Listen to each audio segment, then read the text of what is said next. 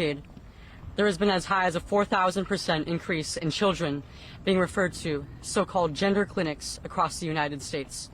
I was one of these children. My name is Chloe Cole, and I am an 18-year-old former transgender child. I transitioned from the age of 12 up until 16 when I realized it all was a lie. My story is a cautionary tale. Children and parents across the country have been caught off guard by gender ideology.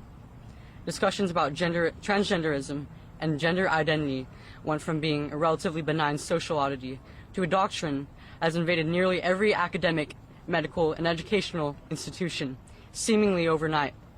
How did we get to this point? How did we get to the point where nearly every pediatric institution in the country considers it best practice to remove the healthy breast tissue of children while administering drugs typically used to chemically castrate high-risk sex offenders?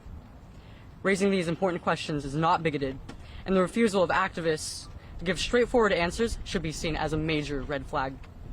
People across the entire political spectrum who believe that this practice is morally wrong have been told that they are fascists or bigots for even questioning this atrocity. Others have been convinced by self-proclaimed gender specialists that this is the only treatment that will not end in your child committing suicide. I believe Americans deserve to know the truth about this radical and perverse ideology marketed as necessary and life-saving healthcare.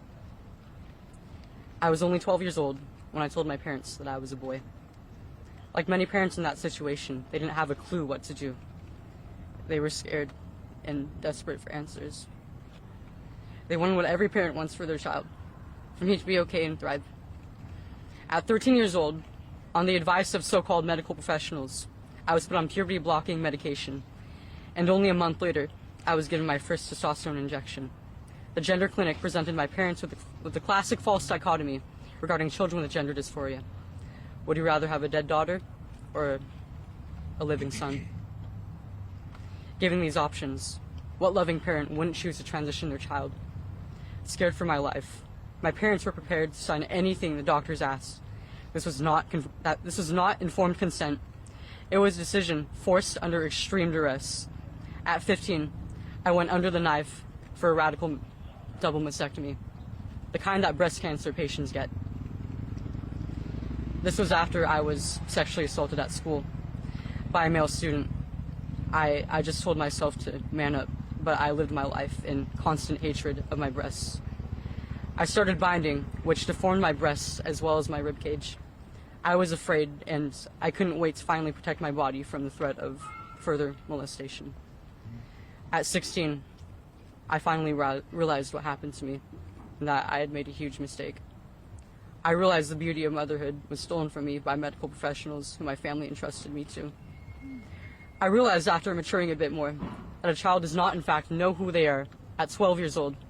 I realized that I wanted to be what I always was, and forever will be, a woman. With this realization came a series of challenges that were far worse than the transition. Somehow, I had to get myself off these drugs and tell everyone in my entire life that I was not who I said I was. My parents were shocked and felt like they failed me on every level imaginable.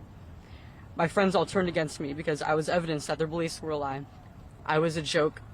I was a fraud. I was many years behind in development, incapable of feeding my future children, and worst of all, completely alone. Even the medical professionals who got me into this mess now have no idea what to do with me, and they refuse to help me. It almost killed me, as it has killed many who regret transition. The big question still remains. How was a 12-year-old introduced to the idea that they could do something as ridiculous as change their sex? I was and still am the type of kid that never really fit into social norms. I was a tomboy, I was shy, I didn't socialize easily.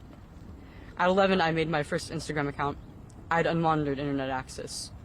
It wasn't long until I was exposed to a ton of LGBTQ content online, and I had never seen anything like it. You mean that all I have to do is subscribe to this ideology, and then I'm an accepted, celebrated, and valued member of the most talked about community on earth? Transgender people are the most celebrated subset of this community. I saw the unbelievable amounts of praise and attention they got online, and subconsciously I yearned to have a piece of it. With every milestone in my medical transition, I was given more and more attention and celebration. it was the ultimate high. Even in person, I got more attention. Girls would have crushes on me, and I would have people come up to me in the hallways asking to make friends, and it was unprecedented for me. I felt like a celebrity. Being a kid, I didn't know just how superficial these relationships were until they all suddenly abandoned me just for struggling to become who I am. Much of this gender confusion is based on old regressive stereotypes of men and women, which are now being reinforced with hormones and surgeries. Women can have short hair and be interested in playing sports and partaking in physical activities. Men can grow their hair out and wear makeup. It does not change their biology. The truth is, this practice is harming more and more children every day. What will we do to protect this most vulnerable group? Up until now, the media has been parroting the same ideologically driven talking points. Affirm, affirm, affirm. The closest I've touched to mainstream media is a Forbes journalist who wrote a hit piece on me calling basic human biology transphobic. There are many detransitioners speaking out, and they are ignored by the institutions most responsible for the search of truth. Up until today, most politicians on the left and right have done nothing but get into Twitter fights on this issue. There is no second chance at childhood, so we must do our best as adults to guide our children to pathways that lead to healthy bodies and minds instead of depression and disfigurement. No child deserves to suffer under the knife of a gender-affirming surgeon. America's children, all children, deserve better. Thank you.